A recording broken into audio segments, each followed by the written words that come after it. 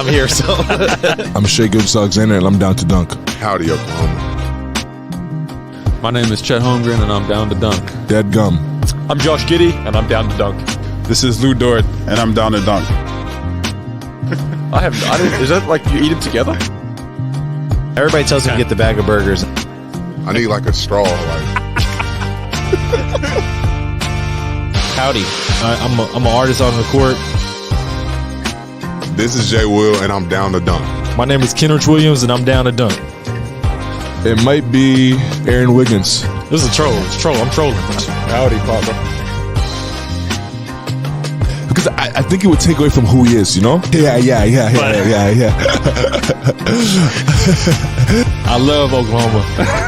I love Oklahoma to death. This is Lou Dort, and I'm down to Dort. Perfect. Great. Very good. I like the hat. You like the hat? Vava.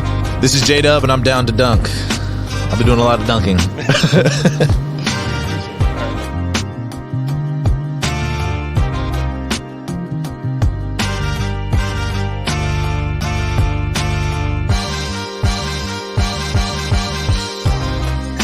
Welcome to Down to Dunk. I'm your host, Andrew Schlecht. We're part of the Athletic Podcast Network.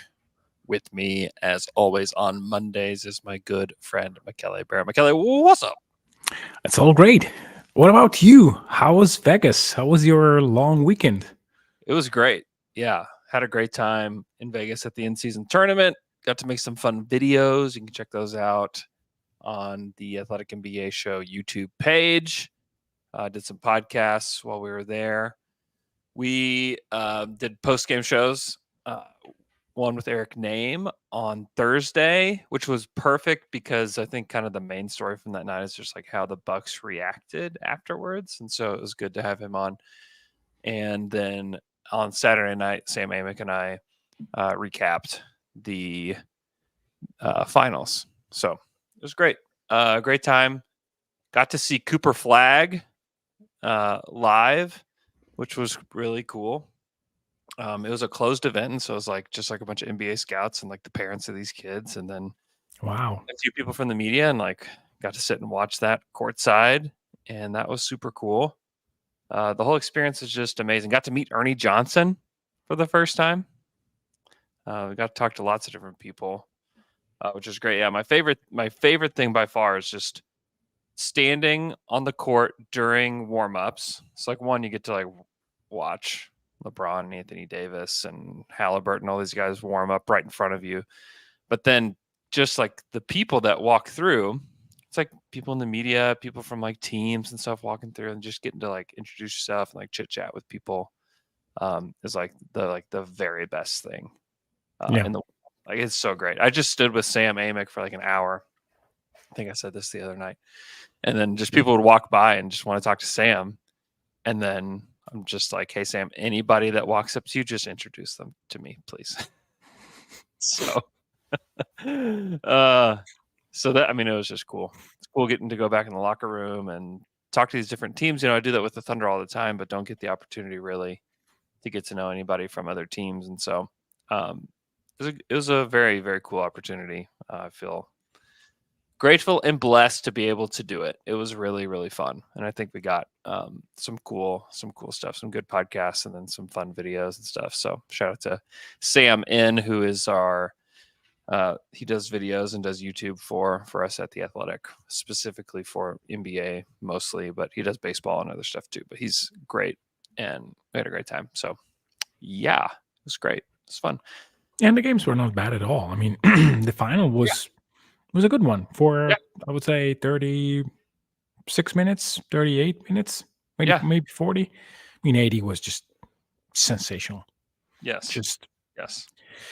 Incredible. And the Lakers showed how preparing really for a game matters in defending guys. I mean, Tyrese Haliburton was completely thrown off his routine. I mean, he had barely space to take threes. And I mean, it was kind of a showing from the Lakers, and also good to remember that OKC dismantled them 2 weeks ago. Mm-hmm. Mm-hmm. Yeah, exactly. They've gotten some of their guys back since then that have helped. Yeah. Vando is one of the, I would say, It's the prototype of defender that bothers Shea quite a bit. Yeah. Yeah, they were good, but the Thunder are very good too. So, which is why we're doing this podcast. Hey, tomorrow is December 12th, the day that we've been waiting for a long time. If you live in Oklahoma City or around it, and your trash can says Oklahoma City on it, you are eligible to vote tomorrow. I would encourage you to do that, and I would encourage you to vote yes for tomorrow. So if you are unaware of this somehow, there is a proposal for a new arena that needs to be voted on by the public. And if it's approved, which I would be a little surprised if it was not, but if it is approved, the Thunder will remain here until 2050, which is it's a massive commitment from the organization.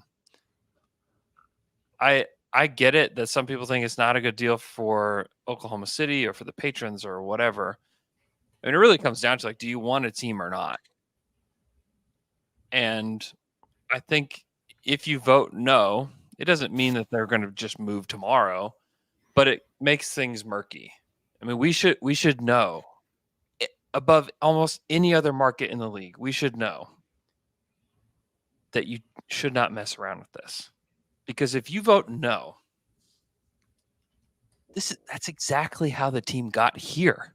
That's exactly how we got the team. Because Seattle voted no, and they thought there would be no way they would move it. There'd be no way. The Thunder ownership group isn't young.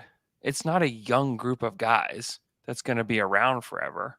I don't know who. I mean, they're going to eventually have to get some people to take over and sell parts of it to younger folks. That has just got to happen. But there's no guarantee. There's no guarantee that if you vote no, and if this got turned down, that they're just going to go back to the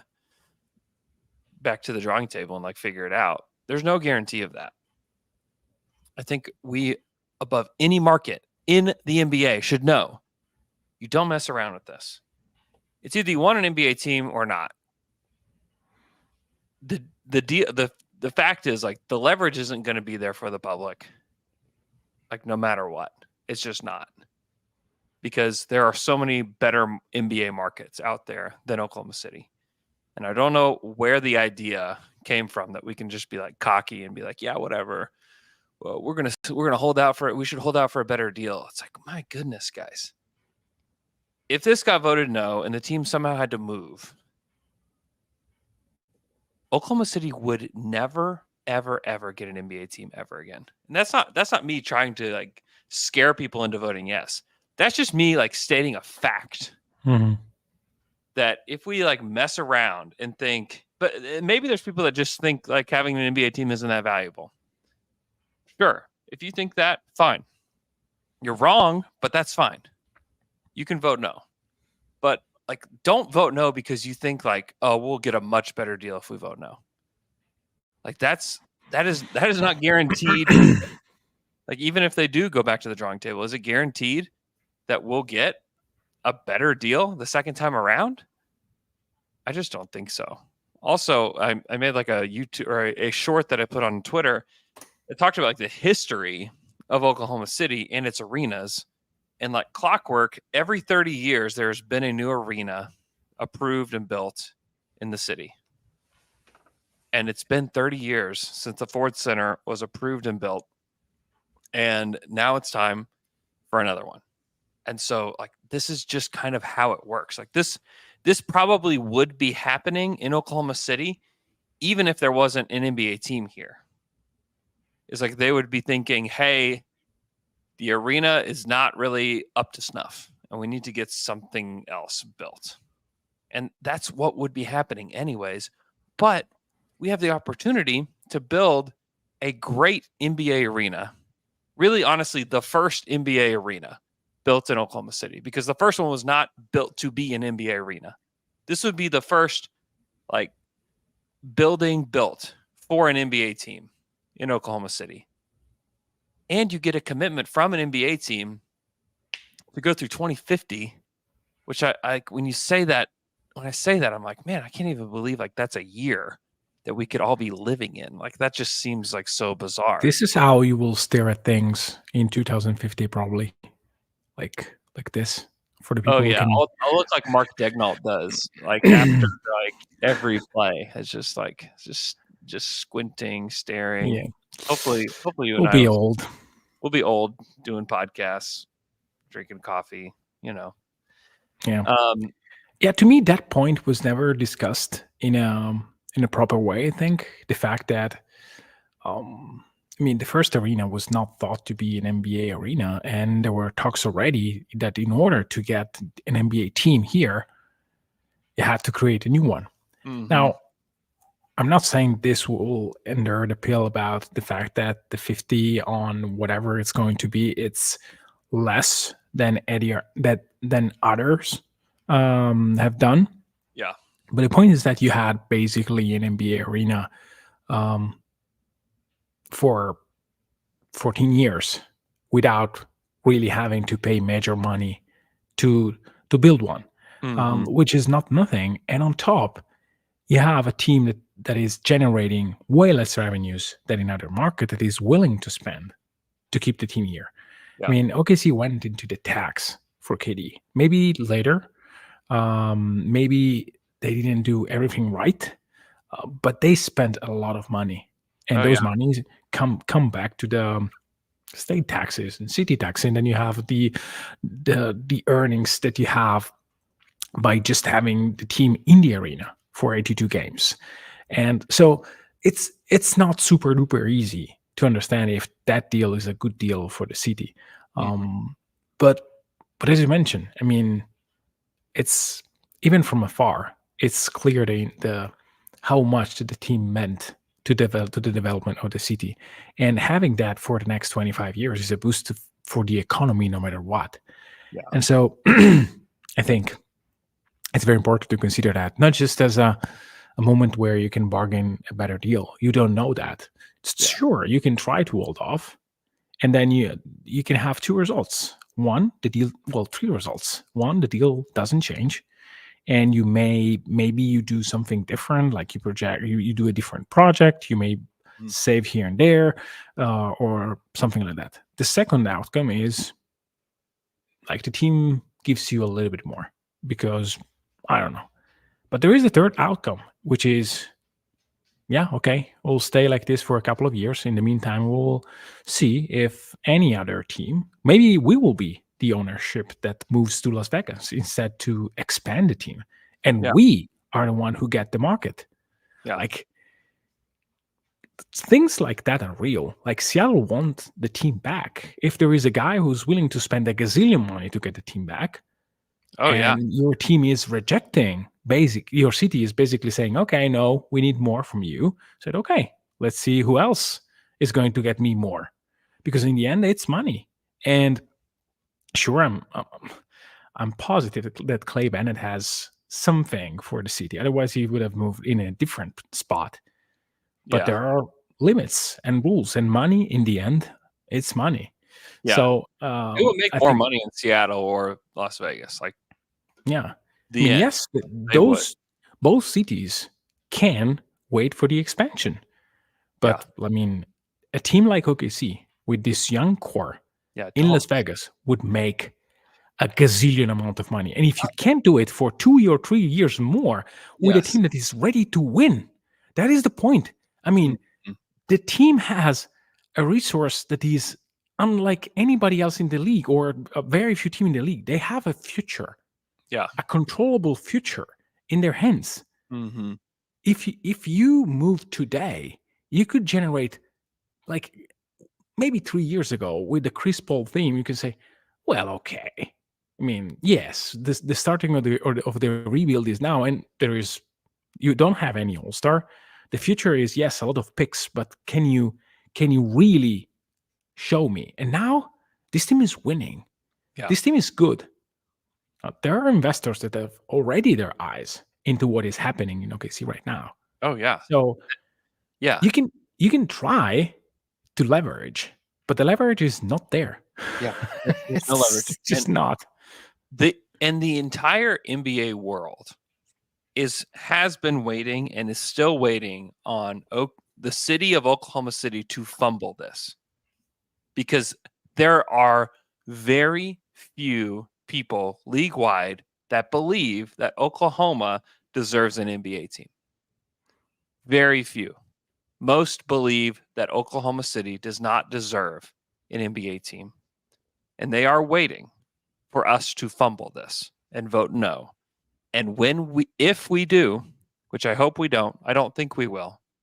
But if that happened, everybody in the league outside of Oklahoma would look around and say, you know what? Told you so. Told you. Not only do they not deserve a team, they don't have any clue what they have. And so the naivety that I've seen, there are so many people that are so naive with their vote no campaigns. They absolutely have no idea what they're talking about.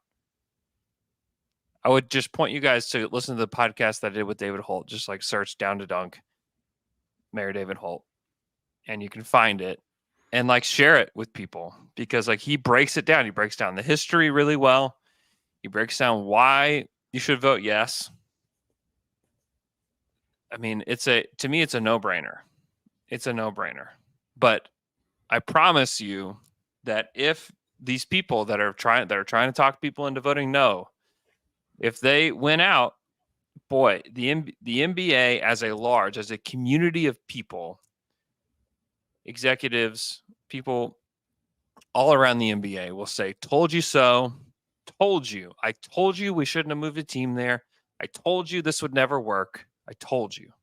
Or you vote yes and say, wow, the Thunder are there to stay through 2050. Like, we better get used to the idea of Oklahoma City. But I can promise you, tons of people fly into this city and think, oh my gosh, I cannot believe there's a team here. Like, I cannot believe it. And so we have to understand like who we are. We have to understand who we are as a city and know that like we don't have leverage. We shouldn't be so like cocky about it, is what it comes down to.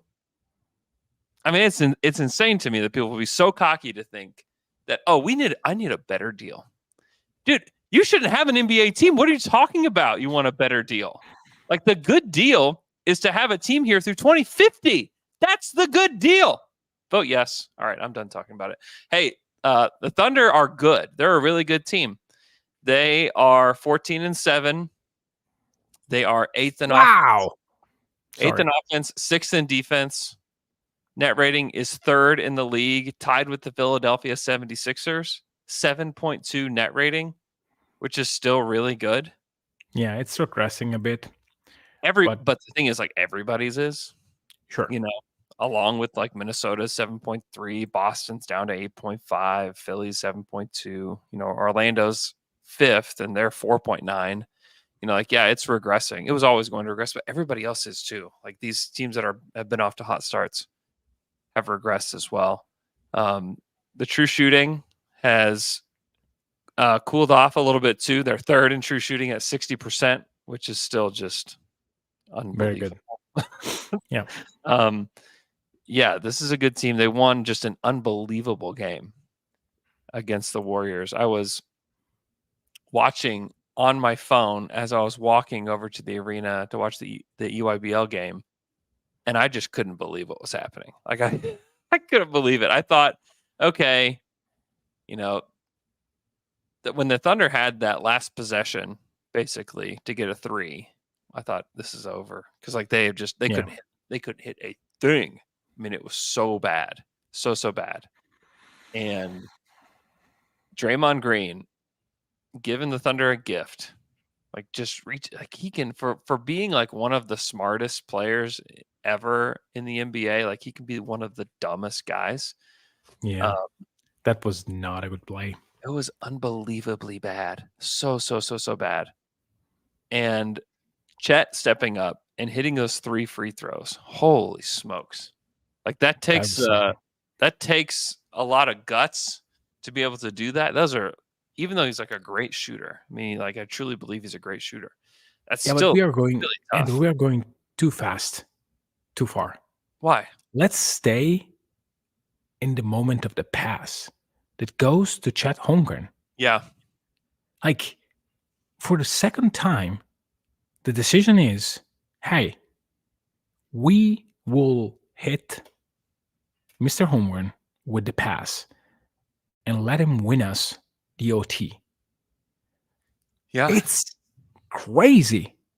Like, there is J-Dub, there is Shea, and then there is this rookie who is a very good shooter. Mhm. Cold-blooded, yes, as Hoop Talk 69 says in the chat. Sure. But hey, Shea Gilgeous-Alexander is there.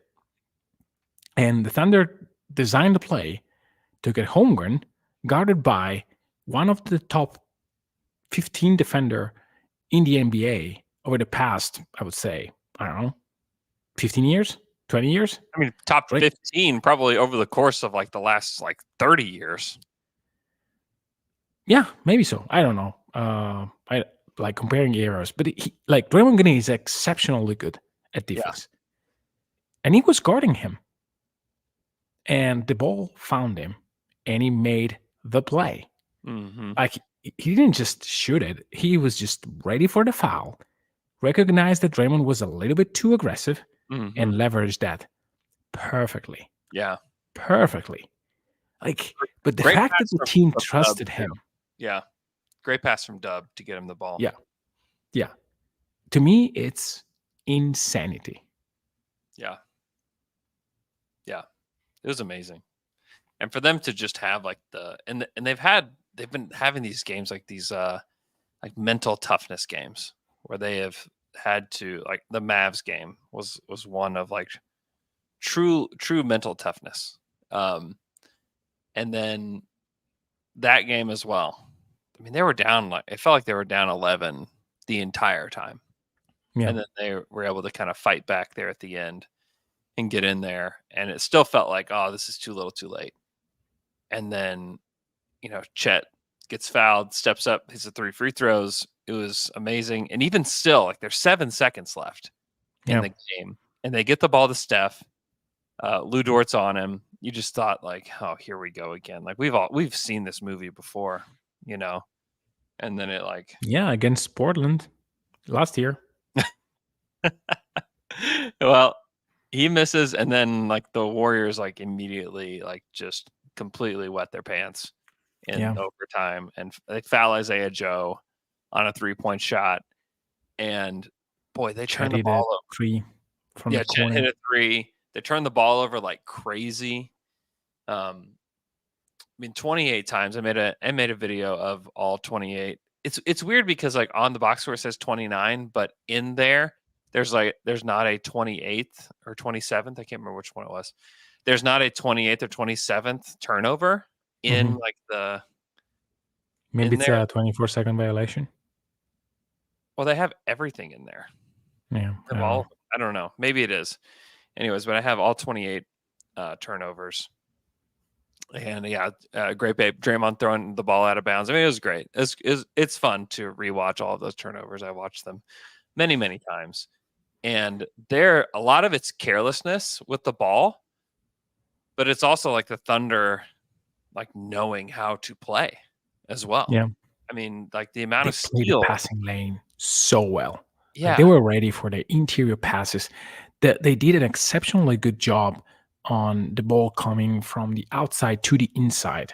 Yep. Like, especially to Kevon Looney and to Saric, they were ready to jumping those passing lanes. Mm-hmm. And I mean, that was like, I would say 3, 4, 5 steals that way. They just like jumping the passing lane and not just doing it in a, I would say, reckless way. Yeah. They were just coming from behind at the moment that the pass started, like playing the in between the big man and the corner 3 and just playing that area, which, it was a good one. Yeah. Well, it's funny. They had 17 steals. The Warriors had 20. It still says 20. What's it say here? 28. It says 28 in this box score. NBA.com says 29. I don't know. 28 turnovers.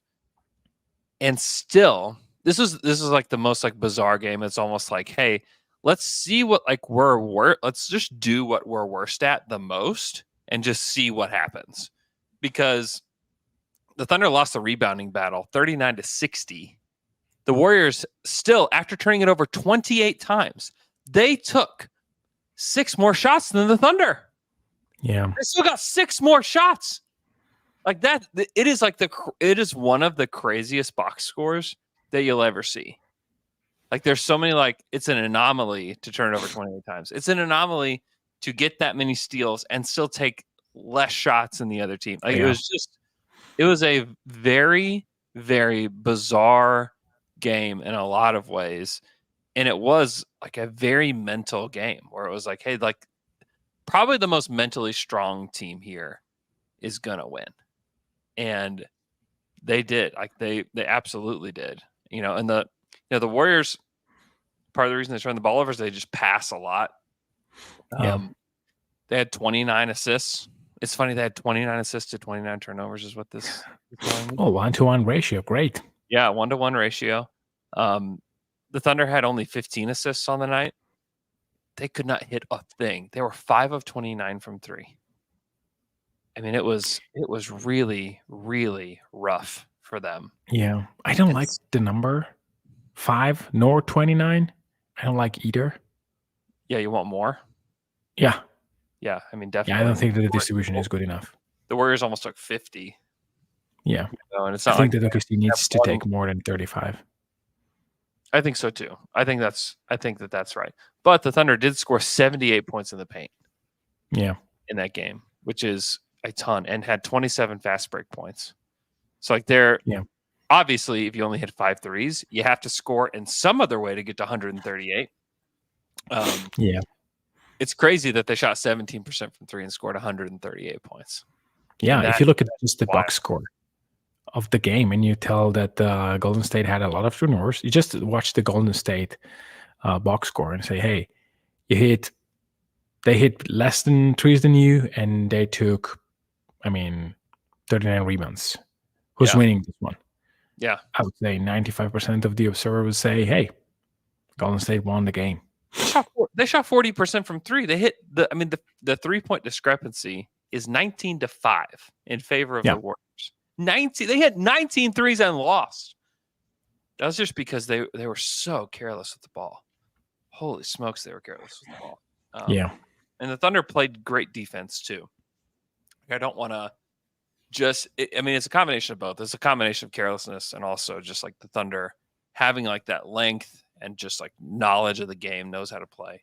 It was so much fun. I obviously was not at the arena, but I was texting with a bunch of people that were, and they were just saying that it was like the craziest they've heard the arena in a long time, which is really cool to see, because I think like after that Houston game, it was a tough time for Thunder fans. And I think like we need to all be able to like take a little bit of a step back at times, especially like maybe after like a really bad result and then a really good result, like take a step back and think like, man, would you have thought 21 games into the season that the Thunder would have a 7.2 net rating and be third in net rating in the league?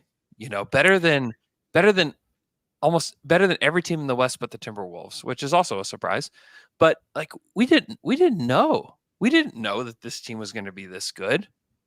If you were in the summer, if you were to like say that, like, hey, I think a quarter of the way through the season, the Thunder are going to be one of the best teams in the Western Conference. You're going to have a top 5 MVP candidate. You're going to have the Rookie of the Year favorite by far. You're going to have one of the best 3-point shooting teams in the league. I think we would all just been like, dude, like chill out. Like you can't expect this from this team. I mean, they're still second in 3-point percentage in the league. Mm-hmm.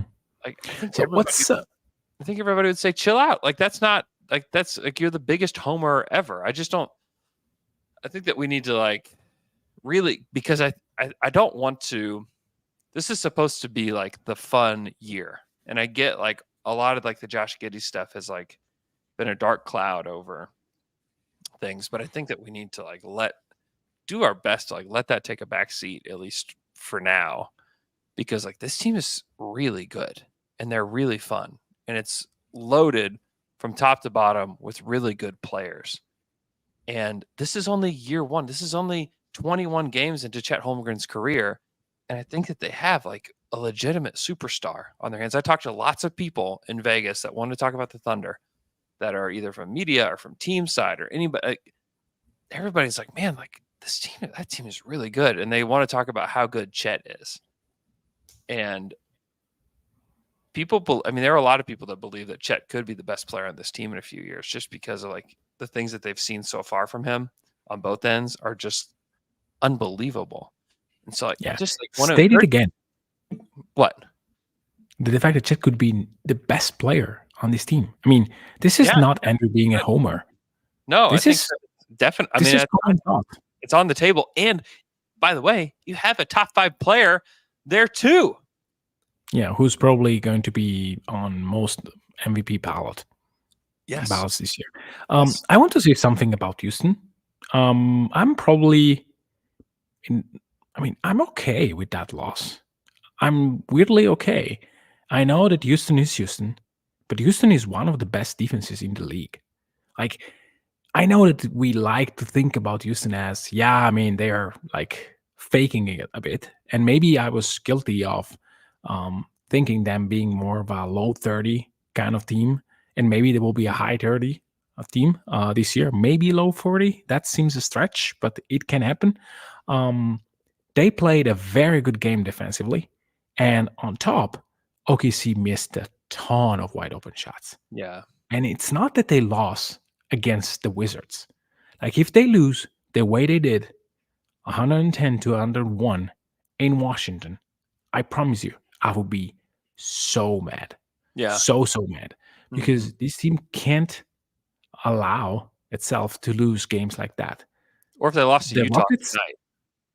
If they lose to Utah tonight, it's a little bit better than losing against the Wizards. There's no Walker Kessler, no Markkanen tonight. Yeah, they should win. They should win. So I mean, the loss in Houston is not similar to losing against the Jazz. Yeah, they lost against a team that played well and that shot the ball particularly well. Yeah, it can happen. I mean, Denver lost against them. Yeah, the Lakers, I think, lost against them. It's Houston can be a good team, a good enough team. It's like losing against last year's Thunder. It can happen. It happened to many people. So I'm not as mad. I mean, of course, I want them to play better. Of course, Giddey played crap on that night, and I'm a little bit worried about how the situation is going forward. Everyone is.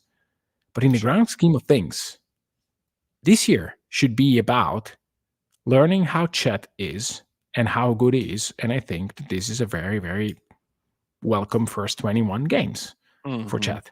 It would be awesome if also Giddey would work. If Giddey worked the way we had in our minds, this team would be probably the first team in the league by far. Yeah, that's the thing. It's like they're playing well. They're 14-7 with Giddey having by far the worst stretch of his entire career. Yeah. And guess what? No matter what you think about Giddey today, and this is not a referendum on Giddey, like thinking, okay, he's in, he's out. The point is, OKC could remove him, his salary and whatever, not think about him any longer, and they still would have one of the best young core in the league by far. Yeah. So this is how they are stuck in terms of talent. Yeah. And so... And they still have, enough picks to fill out an entire roster and probably make a good team with just like the picks you have alone. Yeah. So yeah, I'm just trying to encourage people to give up. Yeah.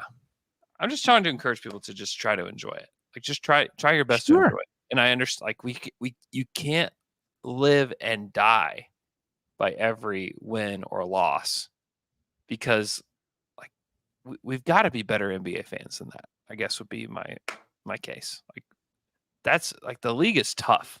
The league is really, really tough. And I think it just hurts more than anything just to lose to the Rockets. It hurts because like there is like such a insane online presence between the the Rockets and the Thunder, and you just want to be able to rub it in the Rockets' face that you won. And I get it, but we gotta be better than that. Like we got to understand like where they're at, the position that they're in. I mean, everybody that I talk, there was not like one negative thing that people were saying about the Thunder when I would talk to them about Not like even where, the rebounds. like where the Come team on. is headed. No. I mean, they're third in net rating. Not even the rebounds. Come on, at least that. Yeah, I mean, people get mad about. I mean, to me, I just want to like seriously, like, this is the fun part. Like, don't miss the fun part because They it are on pace will to get- win 54 games. Like, No. what the hell are we discussing here? No, Like, like, this this- has been, I mean, the wildest, and even not even in my wildest dreams. Yeah. We would be, I remember when I said to you, yeah, maybe something crazy will happen. They will be 14-6. And like they are 14-7. Like Yeah. it's just stop and think about the fact that Chet Holmgren was fouled by Draymond Green and he decided a game from the Yeah. free throw line. Chet Mhm. Holmgren, that we Mhm. had issues in our mind, even projecting how we looked with this team. And we say, yeah, he's good, but come on, is he really going to be contributing for me? Maybe it's just pick and pop. Heck, it's not pick and pop. He's a monster. And I mean, Shea was saying, yeah, maybe he had a season. No, it was not a season. It's a super duper star that is Mhm. playing the exact same offense, if not better, than last year. And on top, he's a top 10 defender in the league. Like, Yeah. what are we discussing here? Yeah. Who cares about losing against Houston? Who cares if they make a tweet about which star Chet Holmgren has compared to Alperen Şengün? Şengün can be a good player. OKC may have missed on him. Who cares? They have Holmgren, they have J-Dub, they have Shea, they have Giddey, they have a gazillion picks. They have freaking Jason Wallace, who's Jason playing Wallace. like a starter Yeah. on most nights. This Yeah. is how things are going. Yeah. Like, we can't be even, I mean, I would say, yes, there is this cloud about Giddey, but the on-court product is awesome. Yeah. Yeah. Sorry, I'm done. Yeah, no, it's good. It's good. Let's take a quick break and then we'll talk about lineups and different combos and kind of what things are looking like, and then we'll take a look to the schedule. We will be right back.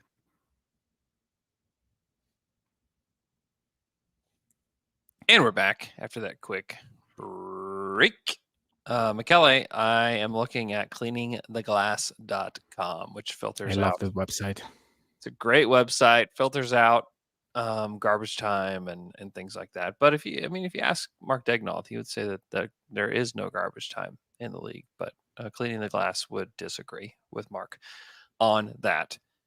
I've filtered it to the three players being on the court, which I think are the three most important players on the squad: Chet, J-Dub, and Shea, and just filtered those three on together and just trying to figure out who's playing well with them. And the truth is, there's only one lineup that's played enough possessions for it to really matter, and it's the starting lineup. And currently, they're a minus 0.7. Yeah. Those three together overall are a plus 4.1. And so it's not surprising because part of it is that like Giddey's not played well. The lineups, the spacing in that starting lineup has gotten worse as the season's gone on, as people kind of figure out that like, hey, you can kind of not worry about Giddey or Dort at all. And by the way, Lou Dort's out tonight against Utah. And so my expectation is that Casey Wallace slides in again for him. And we'll see how that goes. I would expect it to be good. But like, don't defend. Obviously, we can defend Giddey with our center, and then we cannot worry about what Lou Dort does. And if like those guys beat us, then like we're good. And for the most part, it has not been a good result for OKC so far. And so like they've got to figure some stuff out. Like every team has struggles that they have to go through, and this is definitely a struggle that they are experiencing right now. Yeah. And Thoughts on I the starting lineup? mentioned to Alex in one text group, maybe just me and him, about the fact that having team adjusting like to your way of playing basketball in November and December, it's insane. Like Yeah. adjustment usually come way later. But teams are already taking OKC so seriously that they have to adjust in order to match them, in order to play them. Because if you don't, then they will kill you with their way of playing. Mhm. And OKC, with the starting unit, is over the past 3 games, they weren't able to really adjust. Part Yeah. of it's lack of shooting. I mean, there are a lot of missed shot by Chet that will help a lot. I mean, Mhm. if Chet goes back to 38, 39%, which I believe it will be the percentage that he will finish the season with, like 37, 38, something like that, things will improve. And I Yep. think that part of the game can be leveraged even more. I mean, I would advocate for Chet to take like 6, 7 threes a game, Yes. especially in the starting unit. And I also want Shea to be a little bit more active early on, because I feel like he is trying to not be ball dominant and not trying to take too many shots, especially when when everyone is on the court. But it's not really working. Right. So I would like for Shea to be a little bit more like the one who handles the first unit and give open shots to other guys, especially in a pick and pop setting with Chet Holmgren. Mm-hmm. How would you approach other teams guarding Giddey with their center? How would you approach that? I think that a good way of doing that is trying to use Giddey more as a screener and just try to play him a little bit more in the dunker spot. I know that this will mean that the center is closer to the basket, but it's not that playing him away from the basket helps the center moving out, because the center will just stay and not move. Screening, doing some back screen, maybe taking the ball at the elbow and try to do what Giddey used to do 2 years ago, playing a little bit more on the elbow. Maybe that is going to be a little bit more helpful, having guys moving around so at the center, yes, is there, but you can open the things a little bit more. It's tricky when you have 2 non-shooters to really have some movement, but Giddey is a good passer, and so I would really try to use him more as a screener, which is something that you started to see. And they did well on one game that I don't remember, where they start off really well, like screening against Minnesota. The first part of the game against Mini was perfect. They were like moving around, constantly screening, and then they stopped a little bit. You have to execute very well. And the same problem OKC had with Adams and Robertson on the court, with Melo, PG, and Russ. So it's not easy, but it can be done. And then I'm not against Giddey taking threes. He needs to do that. Maybe not 6, but 3, 4. Do that. He has it's to. part. If he stops taking threes, then it gets worse fast. Yeah, I agree with that. Yeah, I like Grape Ape's suggestion though. You do? Center can't guard Giddey if he's on the bench. No, No. it's true. Nice try, Andrew. Nice try. No. Let's take a look at some other lineups. So if you just sub Isaiah Joe in for Giddey, it's only in 55 possessions. They're a plus 32. It's very little. Yeah. With the Yeah, I mean, is slightly better. But like it's also such a small sample. It's like it's not going to be plus 32. It may be a plus 9. It could be really good. To me, it's insane that just the first unit has non-garbage minutes above 100. Like, I was looking at them a little bit this afternoon and yesterday, and I mean, the starting unit is more than 550 possessions, I think, and then all the others are 497. 497, yeah, almost 500, and all the others are like 50, 49. There is a lot of there is a starting unit with Kazan, the starting unit with Kenrich, the starting unit with Isaiah Joe, then maybe Isaiah Joe and Kenrich, then Wiggins, then a little bit of Mitsic here and there, Usman Jang in the beginning of the season, maybe Jay Will. So there is not a unit where you have like long stretches. Yeah. Dagnall is mixing and matching a lot in terms of lineups. So if you look at a 3-man combination, yeah, you can have probably a good amount of minutes together, and even 4 guys. But having 5, it's no. Yeah, there's no combo that has above 55 possessions, which is what that lineup with Joe instead of Giddey has. The lineup with Kaysen instead of Dort, which we'll see. They haven't said this, but I assume that that's what we'll see tonight, is a plus 16.5 with Giddey in the lineup. Yeah. But it's only 23 possessions. And then you get down to like Isaiah Joe and Kaysen in the starting lineup in place of Giddey and Dort, which I think a lot of people will be like, oh, yeah, do that. Let's see that. Only 21 possessions, minus 17.8. You know? Yeah, it's whatever. I think that they played a little bit against Houston and they were missing all the shots. Yeah. So it's too few of possessions to like really draw any conclusions from. So yeah, I mean, Shea, Mitsic, Dub, Joe, and Chet played 1 minute together.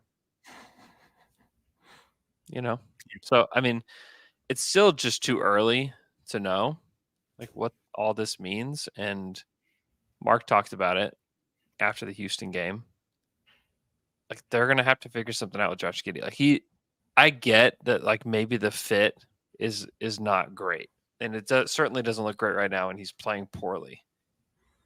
One, they need to get him playing better. He's got to play better. And if he just like normalizes, like even just like a small amount, like it's gonna help so much. Yeah.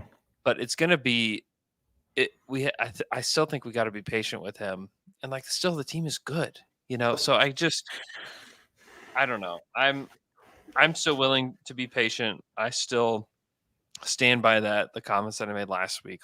I still stand by those. Like we just need to give him some more time. But the schedule is gonna get tough, you know, pretty quick. They play Utah tonight. That's like you have to win. They go on the road the rest of the week at Sacramento, at Denver. Like those are 2 really tough games, Thursday and Saturday. Come back home on Monday against Memphis. Let me see that if that's I don't think Ja's supposed to be back yet. Also, like Ja may not be back like exactly after 25 games from what I understand. Yeah. So let's see. How many games have they played so far? 21 games. Yeah, so, it's unlikely that is the 26th. So it'll be the 20. Yeah. So I think it's actually his last game to be suspended for is against Oklahoma State. And they've played better recently, but they've also had like a pretty easy schedule recently. So that should be like another win for the Thunder. I mean, that Grizzlies roster has like turned rough really fast, really, really fast. Yeah. So Utah, Sacramento, Denver, Memphis, and then they have both LA teams at home. They have like this nice home stretch around Christmas where the 21st against the Clippers, 23rd against the Lakers. Then after Christmas, 26th against Minnesota. Tough one. Yeah. New York, which is going to be without Mitchell Robinson, which is a really interesting player. And I'm sure people are like, why does Andrew want to talk about Mitchell Robinson? Because he's like the best offensive rebounder. Like, yeah, he's a maniac by far. And so missing him is kind of a big deal for them. And so that actually helps OKC quite a bit, but like still New York is good. And then the 29th against Denver again in Denver. So they play in Denver twice during this stretch before the end of the before the end of the year, and they finish it off against Brooklyn. It's like it's a really tough stretch of basketball. Yeah.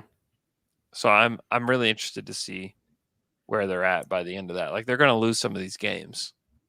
I mean, that's undoubtedly going to happen. Yeah, And if they finish like 24-7 after these 10 games, it's going to be they'll be the number one seed in the Western Conference. by far. No, Yeah. it's going to be something like probably going if it goes 50%, it's going to be already something. Yeah. Of Yeah. note. Yeah, I think we also need to remember, like, if you pick the Thunder to win 49 games, which would be like a massive success, they have to lose a lot of games. Nobody did that. I mean, 49. 49 was very high. Yeah, it's high. I think I had 46 or 47, 46. 46. Yeah. Yeah, I said probably over. I don't know. I don't remember. Yeah, classic Michele to go over, which is always right, apparently. No, I'm not always right. I think that I said that in order for me to be excited about the season, Mm-hmm. they would need to win more than 48 games. Wow, 46 is not getting you excited. I said no. It's a good season, but I'm not excited. So I'm not saying. Probably I didn't say that 48 was. But 48 got me somewhere. Let's put it this way. And yeah, if you win 48 games, you need to lose quite a lot of them. Yeah, you got to lose a lot. Yeah. Okay.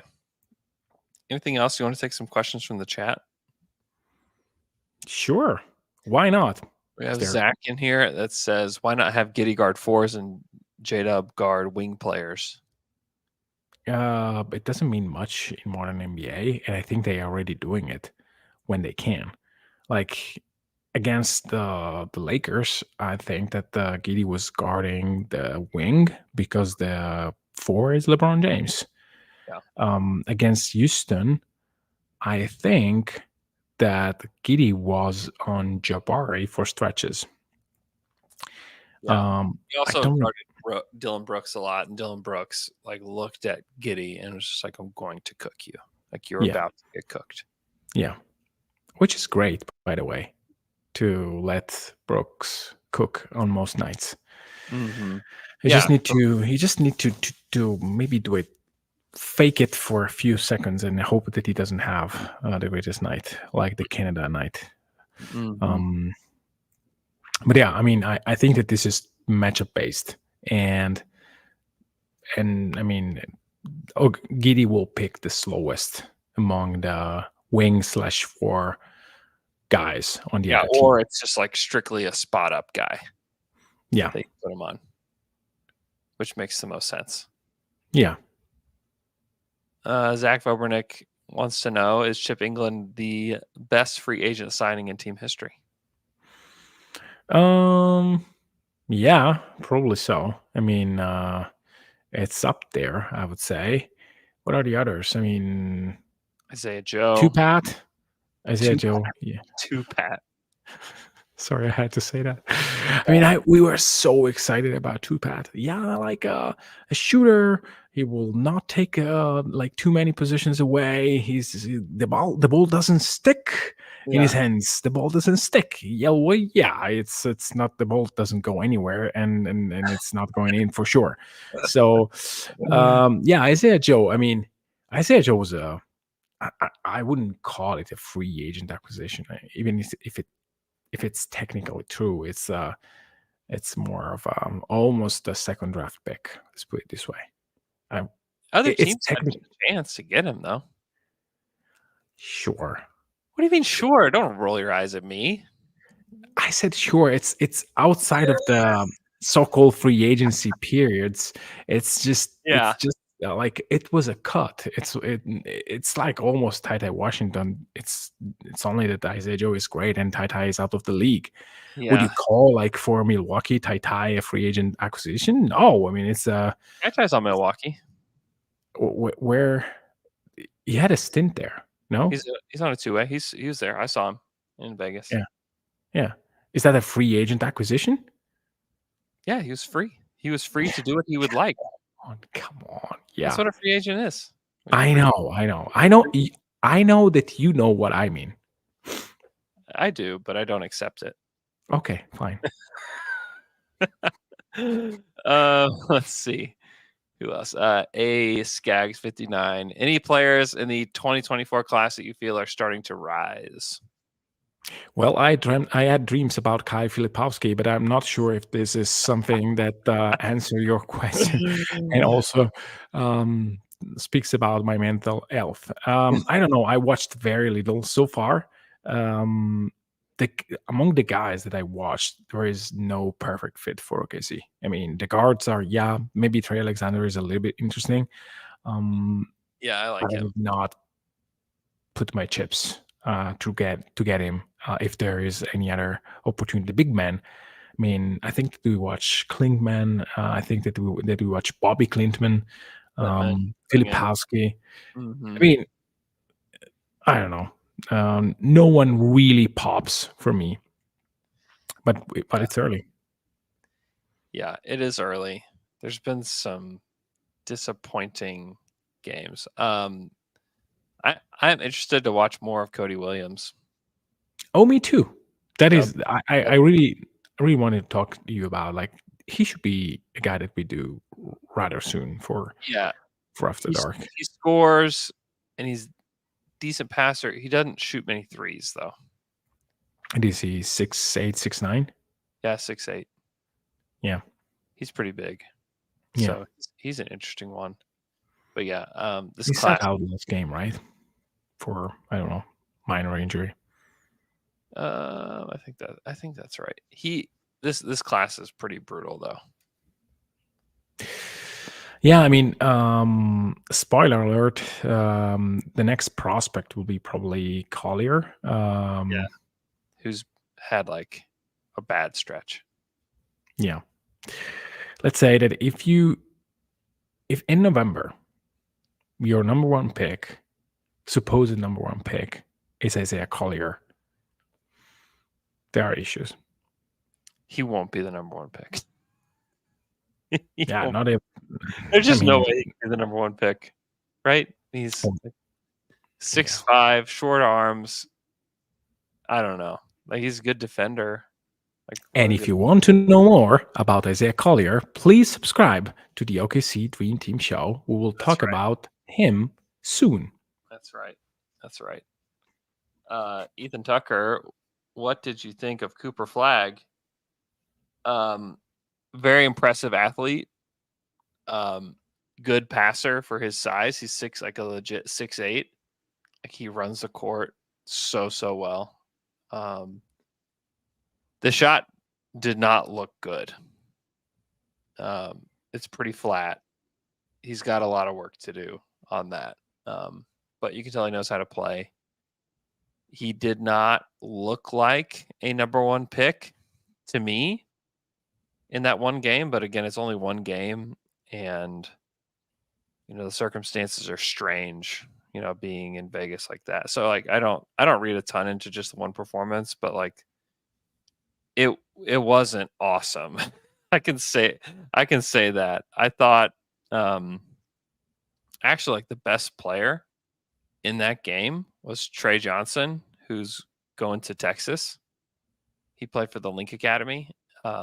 He was awesome. Like, he can really, really shoot it. Really, really shoot it. And if he can develop like a little bit more like passing in his game, like, he's going to be like a really good player. I'm really impressed with him. But like, Cooper's good, like, pretty good defender, really good passer, really good fluid athlete. But like, he's not perfect. Like, he's not like somebody that's just like pulling up and just like smoking guys all the time. Like, he's not. Like, he was like more of like a cog in the system of Montverde, who's like one of the most like dominant high school teams ever. Lots of really good players on Montverde though. Like, that it was fun to watch. It was really fun to watch. Let's see. Assuming that Shea, Dub, and Chet are untouchable, this is from what everyone needs a smile. What are the next most valuable assets for OKC? For a moment, I thought about Cher, the singer, not Chet. But It anyway, does say Share. wow. You a big Share fan? No. But I liked a movie that she did, and also a few songs. What are the next most valuable assets for OKC? Well, right now Giddy's stock are not high, so it would be silly to say him. Not because I don't believe in him as a player in general, but because if we are talking about assets today, if you put him on the market, I'm not sure what's the appetite or the value. Mm-hmm. I'm not really sure because I'm not really sure, not because I'm saying it is low. I'm saying that I don't know. Case and Wallace is pretty high. I think that the value of Wallace is pretty high. I'm not sure that it's higher than a guy like Isaiah Joe, because Isaiah Joe is extremely cheap. And I don't know, and this is more of a John Hamm question, if by trading him, the receiving team would retain his bird rights. I don't know either. I have no idea. So let's make all the cases. If you retain his bird rights, then Isaiah Joe's contract is very valuable. It's first round pick worthy for sure. Oh, How yeah. high of a first round pick? I don't know, but like teams can go pretty crazy for a shooter that can defend and on a controllable cheap deal for 1 year, and then like you can extend him. I think it's 2 years from now or 1 year. After next year. Okay. So if you trade him now, it's 1.5 year of team control, plus the ability to retain him. Okay, so it's not full bird rights. Okay, and then there are the picks. I think that the unprotected Clippers pick is valuable. I'm not sure there is any other young player that is first round worthy as of today. I mean, I think a team would still give a first round pick for Josh Giddey. Yeah. I mean, Giddey, we mentioned that we don't know about the value, but sure. Yeah, I think you'd still get a first for him. A good one or a protected one? I mean, it would be protected in some way, but Yeah, probably lightly protected, I would guess. like a top 10 protected. Maybe like a top 8 protected, top 5 protected. Yeah. I wouldn't use that. No, Yeah, like no. everybody else is like, yeah. Isn't it sad that Usman Jang is just already like almost an afterthought in terms of value? That if he has 2 pins out, he has 2 pins out on the court and not by. Yeah, I still want to be patient with Us. I mean, it was not expected that he was going to like step in and like be somebody for this team this year. I expected him to be in the rotation like at the beginning of the year, to be honest with you. Yeah, I don't think that was the expectation from everybody. I mean, he definitely like played better in summer league and like showed some flashes here and there, and that was really good. He's playing well in the G League, you know. Nice. Are you excited about that? I mean, it's good. I mean, it's sure. It would be worse if he's like, bad. There's been guys that have been bad in the G League. You know, He's not shooting it particularly well in the G League, though. Isn't that a little bit depressing? Just a tiny bit. I'm not. I mean, it does like Usman Jang and what happens with him is not going to make me happy, sad, whatever. I don't. The team is so good that I just don't really care what happens with Usman Jang. If he turns out to be a great player, awesome. Like throw him in there. If he just like is out of the league in 2 years, like who cares? Like you have a great team with tons of picks, and like you're going to miss. Like that's just like the thing with the draft. It's like you're going to miss if you have, and like the Thunder have enough picks. If you have enough chances, you're going to miss. Like you just are, and it's okay that they miss. It's totally fine. But I'm still also willing to like give him a little bit more time to figure it out. I don't think he's going to be like some star or anything. I think that ship has probably already sailed. But Would you trade Usman Jang and a protected first for Advia? no, heck no.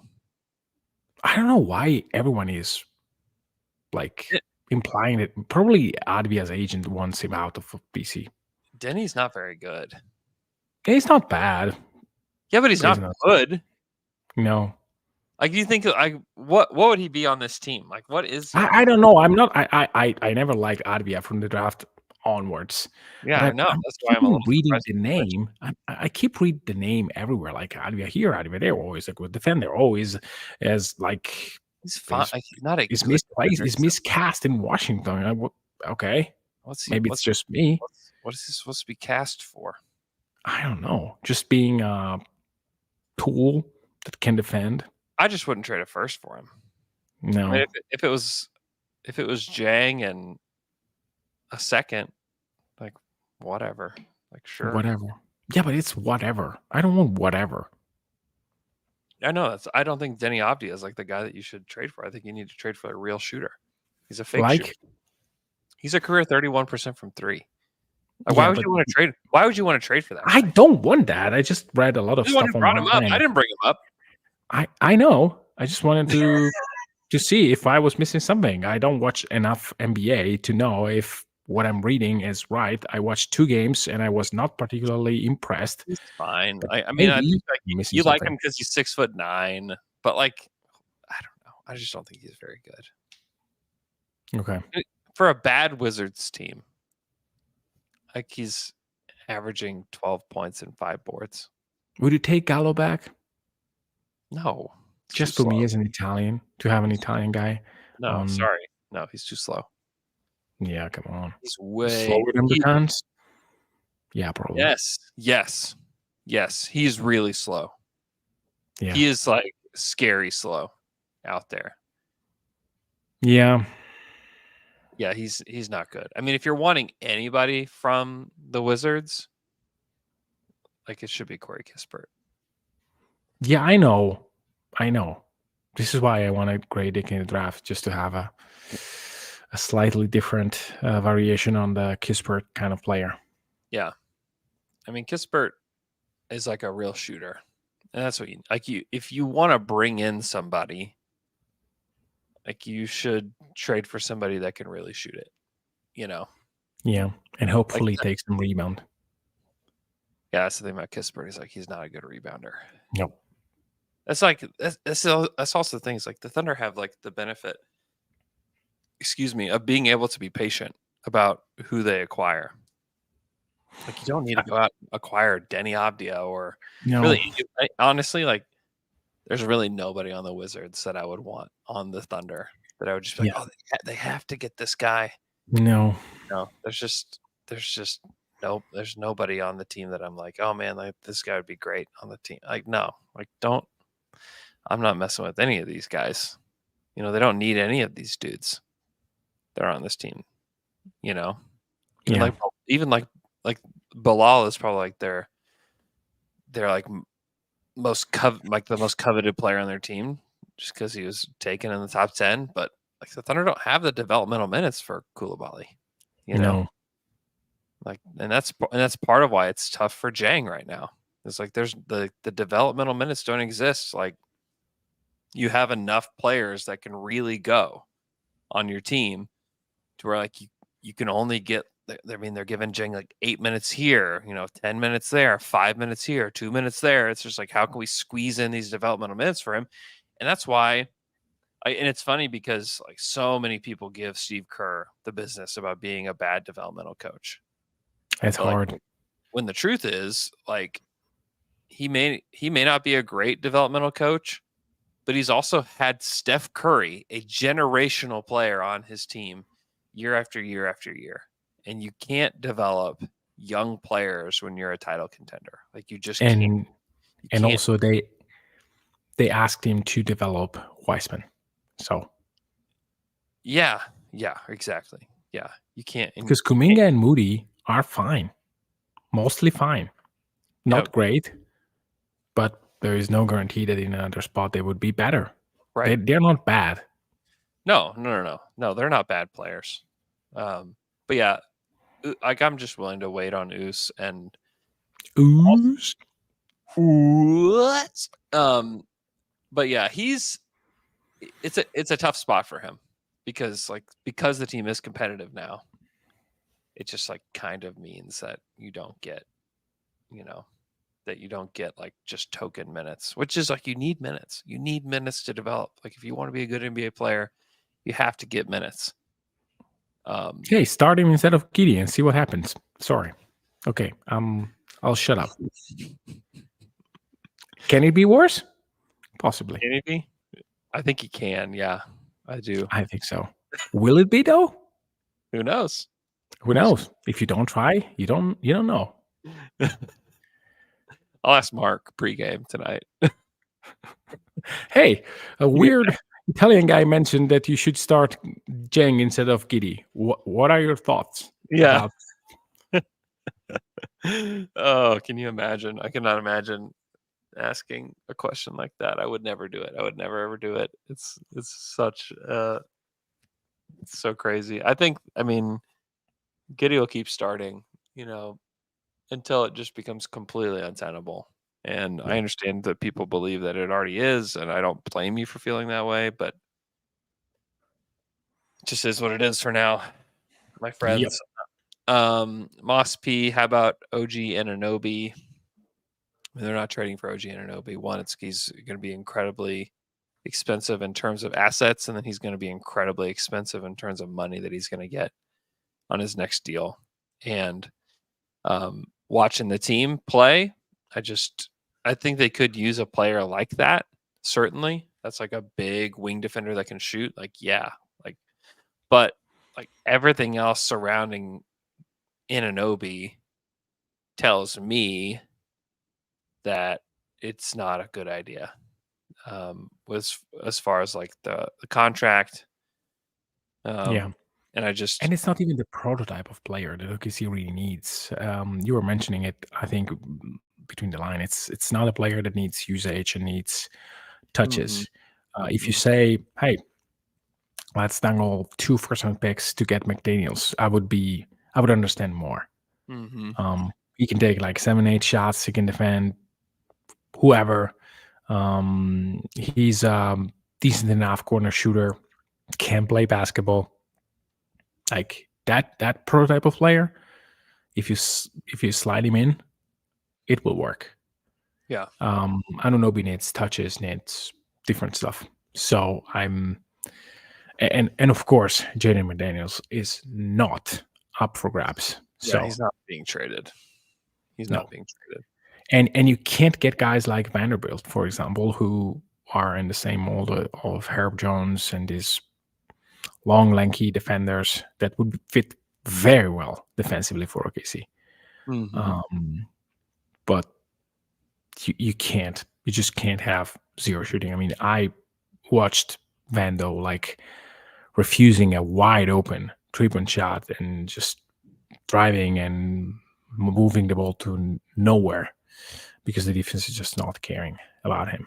And he is not willing to take shots. So, I mean, there are players that can feed on one hand but not on the other. And like finding a player that can feed on both ends with low volume in terms of shots and versatility, it's not easy. It's really not easy. Yeah, it's not. And they have like I said before, like they have the benefit of being able to be patient and figuring it out as they go, and they have all the assets they need to make almost any trade they want. And so I think that also affords you like to be patient, and how good the roster is gives you the ability to be patient with who you acquire. So I don't expect anything big this year as far as like trades go. So, all right. Thanks so much for listening to the show. Hope you guys are having a great Monday. Enjoy the game tonight, and we'll talk to you guys again on Wednesday. Oh, go vote. Go vote. Go vote yes tomorrow. If you're in Oklahoma City, vote yes. Please vote yes. Please. Don't disappoint us. Vote yes. I'll talk to you guys again on Wednesday.